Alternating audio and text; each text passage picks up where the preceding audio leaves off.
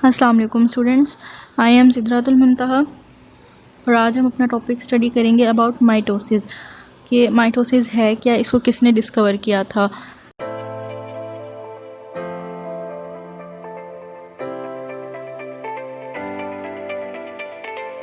Students, इन 1880s के अंदर एक जर्मन बायोलॉजिस्ट थे वॉल्टर फ्लेमिंग। उन्होंने ऑब्ज़र्व किया था एक डिवाइडिंग सेल के अंदर। उन्होंने देखा कि जो डिवाइडिंग सेल है उसका जो न्यूक्लियस है वो सीवरल स्टेप से गुजर रहा है, उसके अंदर सीवरल चेंजेस आ रही हैं, सीरीज़ ऑफ चेंजेस आ रही हैं। तो उन्होंने कहा था कि वो जो सीरीज़ ऑफ चेंजेस आ रही हैं इन न्यूक्लियस के अंदर वो माइटोसिस हैं। उन्होंने उसको माइटोसिस का नाम दिया था। बेसिकली जो प्रॉपर डेफिनेशन है वो माइटोसिस की क्या है कि ऐसी टाइप ऑफ सेल डिवीजन जिसके अंदर सेल डिवाइड्स होता है और वो 2 डॉटर सेल्स के अंदर डिवाइड हो जाता है और हर एक जो डॉटर सेल होता है उसके अंदर जो नंबर ऑफ़ क्रोमोसोम्स होते हैं वो सेम रहते हैं। जिस तरह जितने number of chromosomes parent cell के अंदर थे उतने ही नंबर ऑफ़ क्रोमोसोम्स आगे जाकर जो होते हैं ऑफ स्प्रिंग होते हैं उनके अंदर रहते हैं।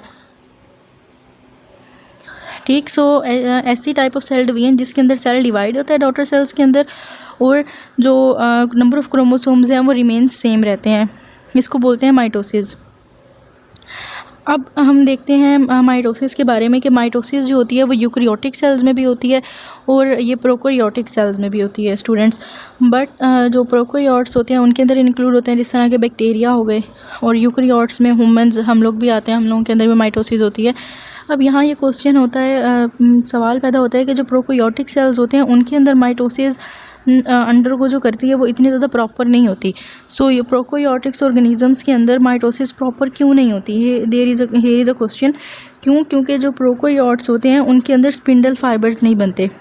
स्पिंडल फाइबर्स के ना बनने की वजह से जो हमारे पास जब स्पिंडल फाइबर्स नहीं बनेंगे तो आगे डिवीजन्स नहीं होगी, तो उसकी वजह से स्पिंडल फाइबर की लैक की वजह से प्रोकैरियोट्स जो होते हैं उनके अंदर इतनी ज़्यादा प्रॉपर माइटोसिस नहीं होती। जबकि जो यूकैरियोट्स होते हैं इनके जो ह्यूमंस हैं हम लोगों में स्पिंडल फाइबर्स बनते हैं जिसकी वजह से प्रॉपर माइटोसिस परफॉर्म होती है। नेक्स्ट हम चलते हैं फेजेस की तरफ। स्टूडेंट्स, माइटोसिस की 2 फेजेस हैं, एक 2 मेजर फेजेस हैं इसकी। एक होती है कैरियोकाइनेसिस और सेकंड होती है साइटोकाइनेसिस। फर्स्ट ऑफ ऑल देखते हैं कैरियोमीन क्या होता है। कैरियोमीन होता है न्यूक्लियस, ठीक है, मतलब कि न्यूक्लियस की डिवीजन क्या कहलाती है, कैरियोकाइनेसिस कहलाती है। ऐसी डिवीजन जिसके अंदर यानी कि ऐसा सिस्टम जिसके अंदर न्यूक्लियस डिवाइड होगा तो वो क्या कहलाएगा, वो कैरियोकाइनेसिस कहलाता है। और दूसरी तरफ है साइटोमीन होता है साइटोप्लाज्म। तो जब डिवीजन ऑफ साइटोप्लाज्म अकर होती है तो उसको हम बोलते हैं कि ये साइटोकाइनेसिस है। स्टूडेंट्स, इधर एक क्वेश्चन है कि कैरियोकाइनेसिस साइटोकाइनेसिस के ऊपर डिपेंड करती है या साइटोकाइनेसिस डिपेंड करती है उन कैरियोकाइनेसिस के ऊपर। अगर हम देखें तो जो सेल होता है सेल के अंदर साइटोप्लाज्म और फिर साइटोप्लाज्म के अंदर न्यूक्लियस होता है। तो स्टूडेंट्स, जब तक जो न्यूक्लियस है वो डिवाइड नहीं होगा तो साइटोप्लाज्म किस तरह से डिवाइड होगा, मतलब कि पहले तो कैरियोकाइनेसिस होगी ना, न्यूक्लियस डिवाइड होगा, अंदर वाली चीज़ डिवाइड होगी, देन बाहर वाली चीज़ डिवाइड होगी। तो इस तरह हमने देखा कि जो कैरियोकाइनेसिस है वो डिपेंड करती है साइटोकाइनेसिस पे, ना कि साइटोकाइनेसिस डिपेंड करती है कैरियोकाइनेसिस पे।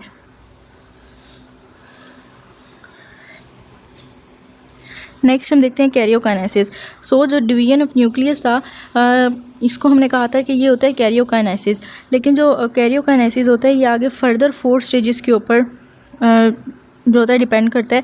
इसकी फर्स्ट फेज़ होती है प्रोफेज़, देन मेटाफेज़, एनाफेज़ और लास्ट में होती है टीलोफेज़। सबसे पहले हम स्टडी करते हैं प्रोफेज़ के बारे में कि प्रोफेज़ क्या होती है। स्टूडेंट, प्रोफेज़ को जब स्टडी किया था साइंटिस्ट ने तो उन्होंने देखा कि नॉर्मली जो प्रोफेज़ होती है उसके अंदर जो जेनेटिक मटेरियल होता है, प्रोफेज़ का जो न्यूक्लियस होता है उसमें जो जेनेटिक मटेरियल होता है वो जेनेटिक मटेरियल थ्रेड लाइक होता है, मतलब कि धागों की तरह से होता है। जिस तरह रील हम देखते हैं धागे होते हैं ना, और अगर हम रील को पूरा खोल दें तो वो इस तरह से थ्रेड लाइक एक स्ट्रक्चर बन जाता है। तो जो न्यूक्लियस होता है उसका जो जेनेटिक मटेरियल होता है प्रोफेज़ के स्टार्ट में वो इसी तरह से थ्रेड लाइक होता है। इस थ्रेड लाइक मटेरियल को हम क्या बोलते हैं, क्रोमैटिन कहते हैं। बट जिस तरह आगे जाते जाते हैं at the own set of prophase जो क्रोमैटिन मटेरियल होता है वो कंडेंस हो जाता है, वो कंडेंस हो जाता है और कंडेंस होकर एक स्ट्रक्चर बनाता है जिसको हम क्रोमोसोम का नाम देते हैं। ठीक, यानी कि क्रोमैटिन की जब कंडेंस फॉर्म होती है तो उसको हम क्या बोलते हैं, क्रोमोसोम का नाम देते हैं। स्टूडेंट्स ये देखें,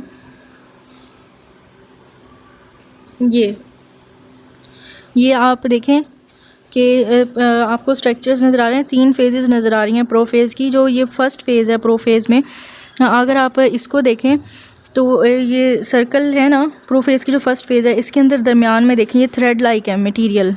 ठीक है, थ्रेड लाइक मटेरियल है, यानी कि बिल्कुल धागों की तरह से बना हुआ है ये।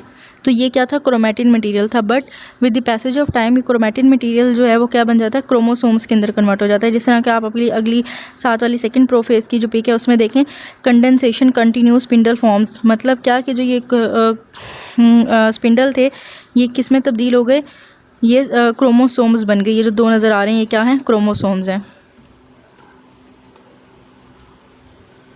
ठीक स्टूडेंट्स, अब हम देखते हैं नेक्स्ट कि हमने पढ़ा था अपने, जब हम इंटरफेस पढ़ रहे थे, जब हमने प्रीवियस लेक्चर में इंटरफेस पढ़ा था तो उसमें मैंने आपको बताया था कि जो एस फेज़ होता है, एस फेज़ के अंदर ऑलरेडी क्रोमोसोम डुप्लीकेट हो जाता है।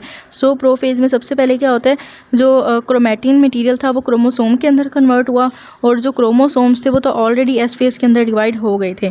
ठीक, उसके बाद क्रोमोसोम बन जाते हैं। तो क्रोमोसोम का सबसे पहले हम स्ट्रक्चर देखते हैं कि क्रोमोसोम किस तरह से होते हैं। स्टूडेंट्स ये देखें, ये एक क्रोमोसोम है। क्रोमोसोम जो होता है वो कंसिस्ट करता है 2 क्रोमेटिड्स के ऊपर। ये 2 इसके आर्म्स नज़र आ रहे हैं ना, एक ये और एक लेफ़्ट पे एक राइट पे, ये 2 क्या हैं, ये इसके 2 क्रोमेटिड्स हैं। यानी कि जो क्रोमोसोम होता है वो कंसिस्ट करता है 2 क्रोमेटिड्स के ऊपर। और ये जो साइड पे आपको जिसकी जो दरमियान वाला पोर्शन होता है, जिस तरह 2 क्रोमेटिड्स हैं, इसके दरमियान में जो एरिया जो आपस में बिल्कुल ज्वाइन है, कोई स्पेस नहीं है, ये क्या कहलाते हैं, ये सेंट्रोमेयर होता है। इसको हम सेंट्रोमेयर बोलते हैं। और जो ब्लू कलर की चीज़ें हैं ये क्या कहलाती हैं, ये काइनेटोकोर होता है।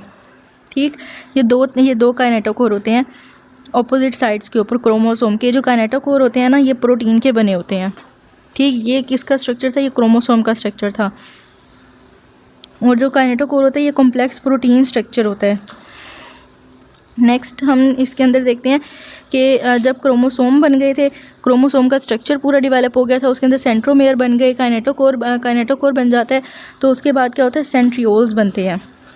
ठीक, अब ये स्टूडेंट्स ये देखें प्रोफेज़ के सेकंड फेज़ के अंदर देखें कि इसके अंदर ना ये जो ऊपर आपको लाइनिंग नज़र आ रही है, यहाँ पे क्या है, ये सेंट्रियोल्स बन जाते हैं। और ये जो 2 सेंट्रियोल्स थे, ये 2 सेंट्रियोल्स भी क्या हो गए, आपस में ऑपोजिट साइड्स के ऊपर जाकर डिवाइड हो गए। जब ये डिवाइड हो गए तो क्या हुआ, जो स्पिंडल फाइबर्स बनना शुरू हो गए। ये जो ऊपर धागे से नज़र आ रहे हैं ये क्या है, ये स्पिंडल फाइबर्स हैं। ये जो पूरी स्पिंडल फाइबर्स होते हैं ये ऑपोजिट पूल्स की तरफ चले जाते हैं अपने। ठीक, ये ऑपोजिट पूल्स की तरफ जाते हैं। तो ये इस पूरे स्ट्रक्चर को हम क्या बोलते हैं कि ये हमारे पास माइटोटिक स्ट्रक्चर है। ठीक, ये माइटोटिक स्पिंडल है। माइटोटिक स्पिंडल क्यों है, क्योंकि जो सेंट्रोमेयर्स थे वो ऑपोजिट साइड के ऊपर माइग्रेट कर गए थे, ऑपोजिट पूल्स के ऊपर माइग्रेट कर गए थे। वहाँ पे जाकर इन्होंने ये माइक्रोट्यूबुलिन बनाई थी। माइक्रोट्यूबुलिन बनाई थी। और माइक्रोट्यूबुलिन क्या बनाती है, स्पिंडल फाइबर्स। तो इसको हमने होल को क्या बोला, ये हमारे पास माइटोटिक स्पिंडल होता है। स्टूडेंट समझ आ रही है ना। अब नेक्स्ट हम देखते हैं थर्ड फेज़ प्रोफेज़ की। अगर हम नेक्स्ट देखते हैं तो पिछले स्टेप में क्या हुआ था कि जो क्रोमैटिन थे वो क्रोमोसोम्स में बन गए थे। ठीक है, क्रोमोसोम्स के 2 सिस्टर क्रोमैटिड्स बन गए और स्पिंडल फाइबर बन गया था पूरा हमारे पास। नेक्स्ट प्रोफेज़ की जो यानी कि थर्ड फेज़ होती है, प्रोफेज़ की थर्ड फेज़ के अंदर क्या होता है कि जो स्पिंडल फाइबर्स होते हैं ना वो अपने ऑपोजिट पूल्स की तरफ चले जाते हैं और जो न्यूक्लियर इन्वेलप होता है वो ब्रेक हो जाता है। जो मेन प्रॉपर्टी है प्रोफेज़ की वो क्या है कि जो न्यूक्लियस है वो न्यूक्लियर इन्वेलप जो होता है वो ब्रेक हो जाता है, वो डिस्पर्स हो जाता है इसमें। ठीक है, ये प्रोफेज़ यहाँ पे हमारे पास क्या हो गई, एंड हो गई। नेक्स्ट हम देखते हैं मेटाफेज़ के। मेटाफेज़ क्या होती है स्टूडेंट, मेटाफेज़ ऐसी फेज़ होती है जिसके अंदर ना जो स्पिंडल फाइबर्स जो पहले छोटे छोटे से थे वो क्या हो जाते हैं, अपनी सफिशेंट लेंथ के अंदर इंक्रीज़ हो जाते हैं। ठीक है, और ये जो स्पिंडल फाइबर्स होते हैं इनको हम क्या बोलते हैं, ये काइनेटोकोर फाइबर्स कहलाने लग जाते हैं। फिर इसको हम काइनेटोकोर फाइबर्स का नाम देते हैं। ये यानी कि जो काइनेटोकोर फाइबर्स होते हैं ये अटैच हो जाते हैं क्रोमोसोम के काइनेटोकोर के साथ। ठीक है, अब क्रोमोसोम के काइनेटोकोर कौन से थे, ये बैक में जाएँ, ये देखें, ये क्रोमोसोम है ना हमारे पास, ये क्रोमोसोम, इसके दो क्रोमेटिड्स, ये 2 क्रोमेटिड्स के साथ जो ब्लू नज़र आ रही है, ये हैं काइनेटोकोर, ये हैं क्रोमोसोम के काइनेटोकोर। ठीक। और जो स्पिंडल काइनेटोकोर या काइनेटोकोर फाइबर्स कौन से हैं, जो पिंक पिंक नज़र आ रहे हैं आप लोगों को, ये जो धागों की तरह से हैं थर्ड स्ट्रक्चर में, ये हैं, ये क्या होते हैं, ये काइनेटोकोर फाइबर होते हैं, इनकी ये स्पिंडल के फाइबर होते हैं। तो मेटाफेज में क्या होता है कि ये जो स्पिंडल फाइबर्स जब आप देख रहे हैं काइनेटोकोर फाइबर्स हैं, ये क्या हो गए, वो अपनी लेंथ के अंदर इंक्रीज़ हो गए। और ये जो काइनेटोकोर फाइबर्स हैं, ये काइनेटोकोर फाइबर्स क्रोमोसोम के काइनेटोकोर के साथ अटैच हो गए ऑपोजिट साइड से, मतलब दोनों तरह से, यानी कि लेफ़्ट का जो क्रोमोसोम का फाइबर था वो लेफ़्ट के काइनेटोकोर फाइबर के साथ अटैच हो गया, और राइट वाला जो था वो राइट के काइनेटोकोर फाइबर के साथ अटैच हो गया। इस तरह से मतलब ये आपस में कनेक्ट हो जाते हैं। जब ये दोनों काइनेटोकोर्स आपस में कनेक्ट होते हैं तो ये क्या बना देते हैं कि जो स्पिंडल फाइबर्स हैं, ये जो दरमियान के जो क्रोमेटिड्स हैं, ये बिल्कुल अरेंज हो जाते हैं इक्वेटर के ऊपर, ये अपने इक्वेटर के ऊपर अरेंज हो जाते हैं, और ये फॉर्मिंग अ मेटाफेज प्लेट। तो ये एक मेटाफेज प्लेट बना लेते हैं, ठीक है। इस तरह की मेटाफेज प्लेट जब बनती है तो इसको हम क्या कहते हैं, ये मेटाफेज हो जाती है, यानी कि ऐसी फेज़ जिसके अंदर जो क्रोमोसोम्स हैं वो इक्वेटर के ऊपर अलाइंग हो जाएं, तरतीब से आ जाएं, ऐसी फेज़, इसको हम क्या बोलते हैं, मेटाफेज बोलते हैं। नेक्स्ट है हमारे पास एनाफेज़, ठीक। नेक्स्ट हमारे पास एनाफेज़ है। एनाफेज़ कौन सी फ़ेज़ होती है, एनाफेज़ ऐसी फ़ेज़ है जिसके अंदर जो काइनेटोकोर के स्पिंडल फाइबर थे वो कनेक्ट हो गए क्रोमोसोम के काइनेटोकोर के साथ। जब वो आपस में, पहले तो मेटाफेज़ के अंदर ये था ना कि सिर्फ जो क्रोमोसोम के काइनेटोकोर था वो अटैच हो गया था स्पिंडल के काइनेटोकोर के साथ, बट एनाफेज़ के अंदर क्या करते हैं, जो काइनेटोकोर स्पिंडल फाइबर होते हैं वो पुल करते हैं अपनी तरफ पुल करते हैं लेफ़्ट साइड के ऊपर, और जो राइट वाले काइनेटोकोर फाइबर होते हैं वो राइट की तरफ पुल करते हैं सिस्टर क्रोमेटिड्स को, क्योंकि हमने कहा था यानी कि क्रोमोसोम है ना, क्रोमोसोम कंसिस्ट करता है 2 सिस्टर क्रोमेटिड्स को। तो जो लेफ़्ट वाला होता है वो लेफ़्ट वाली सिस्टर क्रोमेटिड को अपनी तरफ पुल करता है काइनेटोकोर, और जो राइट वाला काइनेटोकोर स्पिंडल फाइबर होता है वो राइट वाले सिस्टर क्रोमेटिड को अपनी तरफ पुल करता है। ये देखें स्ट्रक्चर में, तो ये जो अब आप स्ट्रक्चर में देखिए कि लेफ़्ट वाला जो सिस्टर क्रोमेटिड था वो लेफ़्ट साइड के क्रोमेटिन काइनेटोकोर स्पिंडल फाइबर की तरफ चला गया, और जो राइट वाला है वो राइट वाले की तरफ चला गया। तो ये एनाफेज़ जो है वो फेज़ थी जिसके ऊपर सेपरेशन हुई थी, ठीक, कि जो सिस्टर क्रोमेटिड्स थे वो सिस्टर क्रोमोसोम्स बन गए थे और वो अपने रिस्पेक्टिव जो थे पूल्स की तरफ चले गए थे। नेक्स्ट एट द एंड इसकी 4th फेज़ थी कैरियोकाइनेसिस की, दैट इज़ टीलोफेज़। इसको हमने कहा था टीलोफेज़। टीलोफेज़ क्या होती है, टीलोफेज़ रिवर्स होती है बिल्कुल प्रोफेज़ की। प्रोफेज़ के अंदर हमने क्या देखा था स्टूडेंट, 2 चीज़ें प्रोफेज़ की बहुत ज़्यादा मेजर थी जो आपको याद भी रखनी है। एक तो ये था कि जो क्रोमेटिन मटेरियल था, जिनके जो थ्रेड लाइक मटेरियल था वो क्रोमोसोम्स के अंदर कंडेंस हो गया था, और सेकेंड हमने देखा था कि जो न्यूक्लियर इन्वेलप थी वो डिस्पर्स हो गई थी, वो गायब हो गई थी, ठीक है। अब जो टीलोफेज़ होती है ना, टीलोफेज़ बिल्कुल अपोजिट है प्रोफेज़ का। मीन टू से दैट कि इसमें क्या होता है, जो न्यूक्लियर इन्वेलप होती है वो दोबारा से आ जाती है पूरे स्ट्रक्चर के ऊपर, न्यूक्लियस के ऊपर दोबारा से न्यूक्लियर इन्वेलप बन जाती है, और जो क्रोमोसोम्स थे जो कि कंडेंस हो गए थे, अब वो दोबारा से क्या हो जाते हैं, अनफोल्ड हो जाते हैं, और वो क्रोमेटिन मटेरियल में बन जाते हैं। अनफोल्ड होकर क्या बन जाते हैं, क्रोमेटिन दोबारा से। सो न्यूक्लियर डिवीजन यहाँ पे जो टीलोफेज़ होती है इसके ऊपर आकर न्यूक्लियर डिवीजन कंप्लीटेड हो जाती है, लेकिन सेल डिवीजन के लिए, जो सेल के डिवाइड होने के लिए अभी भी एक और स्टेप रहता है। मतलब कि जो टीलोफेज़ है, टीलोफेज़ तक आकर न्यूक्लियर तो डिवाइड हो गया है, न्यूक्लियस की डिवीजन हो गई है, बट जो सेल होता है, सेल के अंदर न्यूक्लियस है, न्यूक्लियस के बाहर साइटोप्लाज्म है। न्यूक्लियस की डिवीजन हो गई है बट साइटोप्लाज्म की डिवीजन रहती है। जब साइटोप्लाज्म की डिवीजन होगी तब 2 ऑर्गेनिजम्स बनेंगे, यानी कि एक सेल कम्प्लीटली तौर पे डिवाइड होगा। ये देखें स्ट्रक्चर देखें टीलोफेज़ का अगर हम स्ट्रक्चर देखते हैं तो यहाँ पे क्या हुआ, न्यूक्लियर इन्वेलप इनके साइड से, ये देखें पिंक कलर की न्यूक्लियर इन्वेलप बन गई है, और ये आपस में क्या हो गए हैं, डिवाइड हो गए हैं न्यूक्लियस, ठीक। और जो क्रोमोसोम थे वो दोबारा से क्रोमेटिन मटेरियल में चेंज हो गए। नेक्स्ट हम देखते हैं साइटोकाइनेसिस। साइटोकाइनेसिस क्या होता है स्टूडेंट, साइटोकाइनेसिस होती है कि साइटोप्लाज्म की डिवीजन हो जाना, लेकिन साइटोप्लाज्म की डिवीजन है वो एनिमल सेल्स के अंदर भी होती है और वो प्लांट सेल्स के अंदर भी होती है।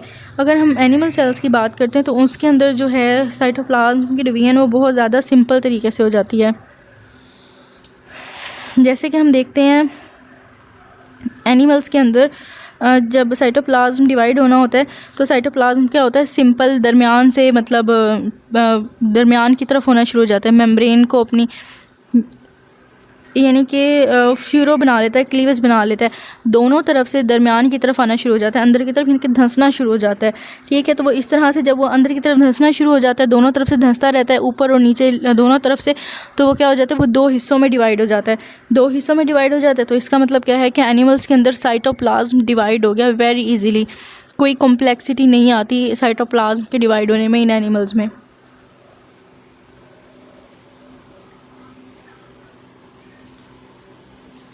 ये देखें स्टूडेंट्स, ये साइटोकाइनेसिस डॉटर सेल्स बने हैं। ठीक है, दो बन गए आपस में। ये क्या थे, पहले ये दो जुड़े हुए थे, लेकिन फिर उन्होंने दरमियान से पिंच होना शुरू कर दिया। जब ये दरमियान से पिंच होना शुरू हुए तो इनका क्या हुआ, सेल मेम्ब्रेन अलग हो गई और ये दो हिस्सों में डिवाइड हो गए।